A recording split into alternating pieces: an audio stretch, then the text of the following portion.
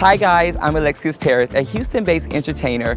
Many of you might know me from my spectacular shows that I perform around the city. Today, I have partnered up with NASTAT to talk with Jordan Edwards, an HIV advocate here in Houston, Texas, about ending the HIV epidemic in the United States, better known as EHE, and how our local health departments can work more effectively with our club community. Well, this is Barney Bees. This is one of my favorite restaurants in Montrose. Have you ever been here before? No, I have not. You have got to taste the food. It is amazing. But as we're concluding, ideally, how would you like to see the health department and the club community meet in agreement and be able to move forward in the process? Well, when it comes down to the Black and Brown community, I would say that a lot of times there is a disconnect because we're not a one-size-fits-all type of thing. And I feel like they have to understand the culture behind each individual to make sure that they are included in the numbers.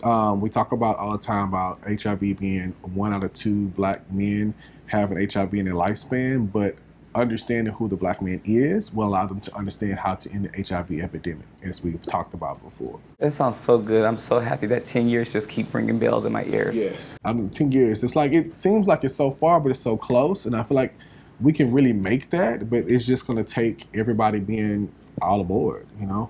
Okay. Yeah. So when it comes down to your identity and how you identify, you talk about the drag scene and talk about it not being as needed in some spaces and being needed in more spaces. Do you feel like the health department can do more in that community to reach the population? Once again, I think it's all about being visible and allowing us to help you. A lot of times, we're not necessarily looking for compensation, which is what some organizations think. We're just there to help you raise money for your organization, be seen, provide entertainment, and be there to let them know that we are still the front runners of this fight. I agree. I think that that's a good point to make because it's so many times they lose track of the actual human behind the actual epidemic. Let's end HIV, but let's talk about the person. I think that that's the real main key of understanding how to eliminate it because it is a virus that affects the human immune system that we need to work on focusing first on the human. Correct. I agree with that completely. So you are a force to be reckoned with in the community. I know that people come out to your shows and everything like that, but you have a very powerful voice. So how do you feel that allowing the power in the community and allowing people to be seen, what can people do to be more visible in the community? Basically giving us the knowledge that we personally need to be able to speak about these things. I think seminars with some of the top leaders and community leaders in Houston that are club promoters, club owners for the Black and Brown, acknowledge them and show them and give them the information that they need to share. And that is what it looks like going into the future, is coexisting together, not keeping this information to yourself, but making sure that everybody is aware of what's going on. I agree, because we talk a lot with gatekeepers and a lot of people having the information to hold it to themselves, but I think if they really give it to the community, then the community can kind of help themselves and we can move forward. And so I think that that's a good thing to say. I like that. Yes, I completely agree. Would you say that the health department could do better on understanding that when they target a population, they lose others? Like for myself, even though I identify as a Black, a cisgender male, I still frequent more of the Latinx population spots. So I feel like they kind of miss me because I may not be in all the spots that they would be in. Do you feel like that? I feel that as well. Like you have to make sure that even though you're going into a Latinx community, that you still have someone that represents everybody and that's visible. I agree with that. So basically they need to start having events that are inclusive to everybody, so everybody feels welcome and not just targeting one community. So I know that a lot of times we're in the South, and so the South is what we want to say a little backwards and not really catching all of the information that's out there. Like such as New York has an amazing healthcare system, and in Washington D.C., all the legislators that's out there and having the information tailored to actually effectively reaching the community. I feel that if we were focused on watching the models of the West Coast and watching the models of the East Coast, we probably can come together and actually make something that can be, connecting and reaching, because the numbers are lower in certain areas because of the way that they're doing things.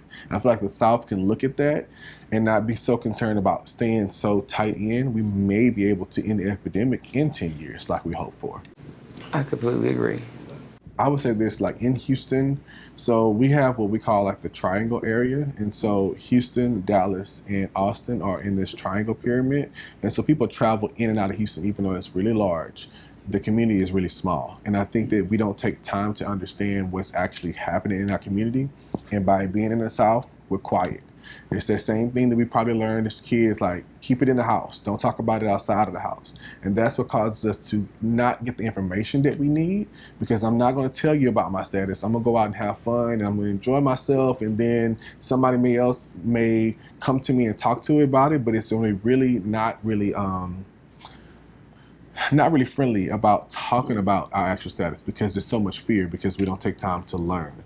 And so I think the South can really grow and adapt itself if we let go of the taboo around sex, let go around the taboo around STDs and around HIV, and open our minds to the fact that we are humans and we can make changes if we want to make changes. Yes, knowledge is power. So what is something that you want if we can have the health department to hear us, like what was something that you want them to know? I want them to know that we are here. The club community is here as a promoter, as a nightlife person who does the drag shows, who goes from club to club, who runs a club, who promotes parties, to know that we are here, we're available, we're just a phone call away.